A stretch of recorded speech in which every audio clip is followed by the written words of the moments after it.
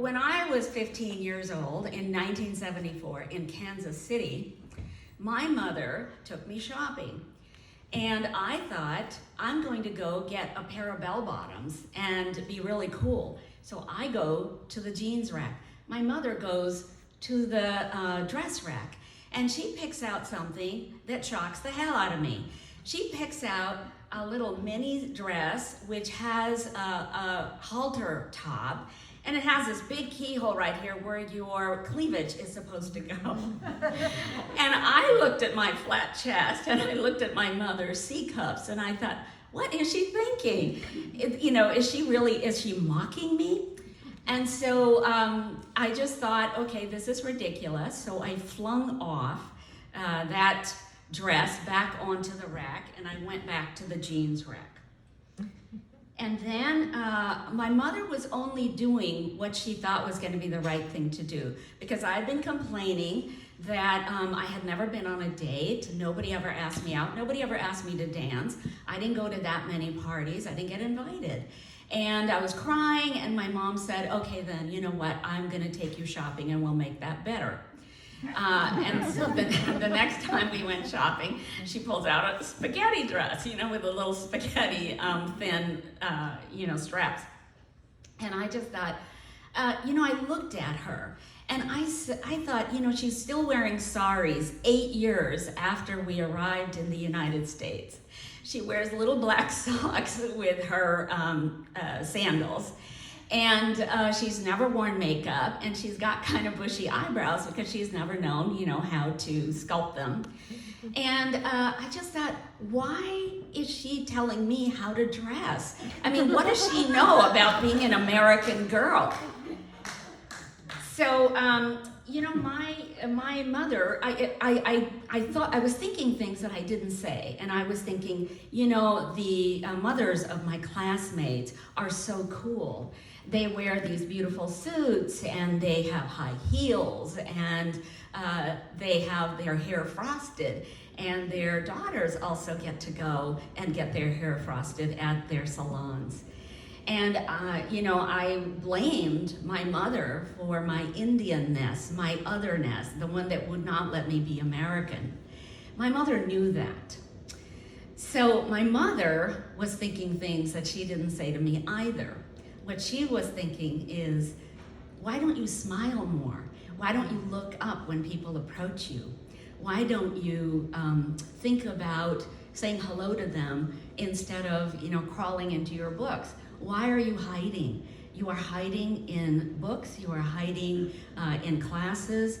You need to let yourself let yourself go. Let your beauty come out. Let your body come out. So the next thing my mother did to help me is she took me to Merle Norman Cosmetics. And I don't know if any of you guys know what that is, but it's where women would go to get their face done. And then they would walk out with hundreds of dollars worth of cosmetics that they probably didn't need and they would probably never use. So a woman named Florence attended to me, and she sat me down on a stool, and there was a huge mirror with lights all around it. And she said, now what would you like? Well, I looked at Florence, and she had so much makeup on that she looked like she was ready to be a cast member of Moulin Rouge. And I thought, well, I don't want to look like her, so I said, I want to be natural. I don't want to look like the other girls in my classes. Just a little eyeliner, maybe just a lip gloss. And she said, okay. So an hour later, I walk out looking just like Florence, only a little brown version of Florence. And my mother said, oh, you look beautiful. We have to show your dad. But as soon as I got home, I went to the bathroom and I washed it all off. I was so uncomfortable. I think that what I thought about for years was that my mother was trying to live my life. I thought she was trying to live vicariously through me. And that really wasn't what my mother was trying to do. I think that I thought, when we were all in school, my mother was watching Peyton Place. She was watching As the World Turns. She was watching The Days of Our Lives. And so she, I think, had this idea that being an American meant that you had children out of wedlock and that you had all these uncompromising love affairs and you were constantly, I don't know, just having sex in the bathroom. So I just thought, why does she, want to live my life? My life is awful. I'm just a teenager who has absolutely no charisma, no sex appeal, obviously, because I'm not getting asked out anywhere. But what I understood decades later was that my mother was only trying to give me the freedom that she had been denied. And I think that it takes a long time sometimes for people to understand that people, immigrants have a hard time being communicative with their children. And I think my mother was trying really hard to do that. But I think that what she had been denied, there were so many things. She had been denied the right to go to parties. She had been denied the right to flirt with guys. She had been denied the opportunity to choose her own marriage. She had been denied the opportunity to choose a partner, to choose when she would have children, how many children she would have. And she was denied the right to even choose her own house, to choose the cars that she would drive. Because she went from her father's house to my father's house. And my father was a great patriarch, as her father had been.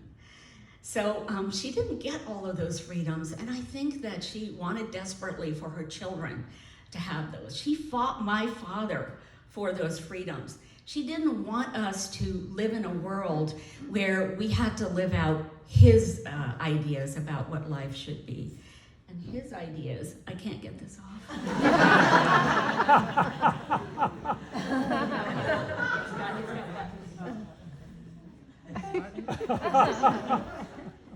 And his idea was that we would all become engineers or mathematicians or scientists. Thank you. None of us did, because none of us were, I think, talented in that way. I would have been a lousy engineer or mathematician or scientist. But she fought for us, and she really wanted us to live a life of freedom, and especially me, because she knew what it was like for women. She knew that women in immigrant societies are so dependent on the societal rules that they have to follow. Women in immigrant societies have a lot of pressure to do what the family tells them to do, not what they really want to do.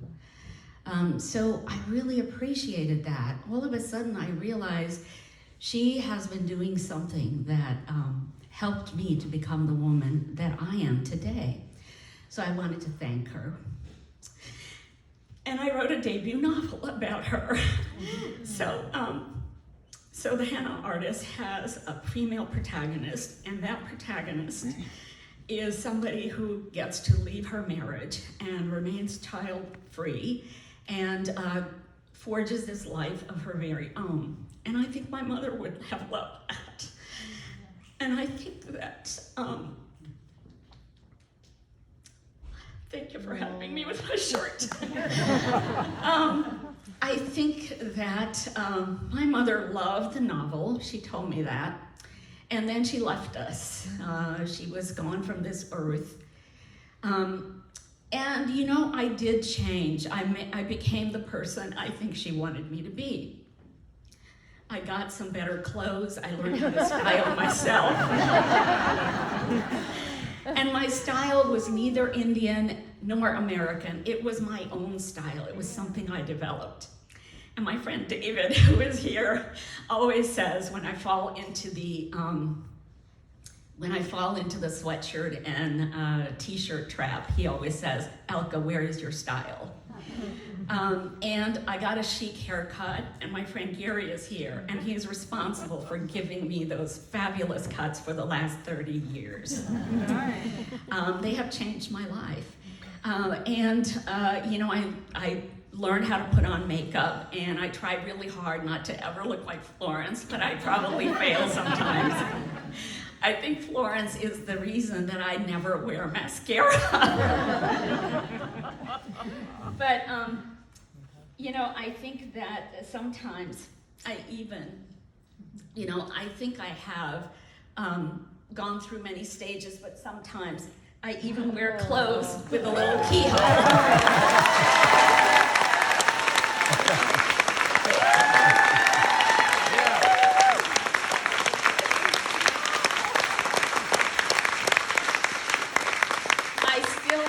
Cleavage, and my body is stouter, but so is my confidence, and the one person I have to thank for that is my mother. Aww.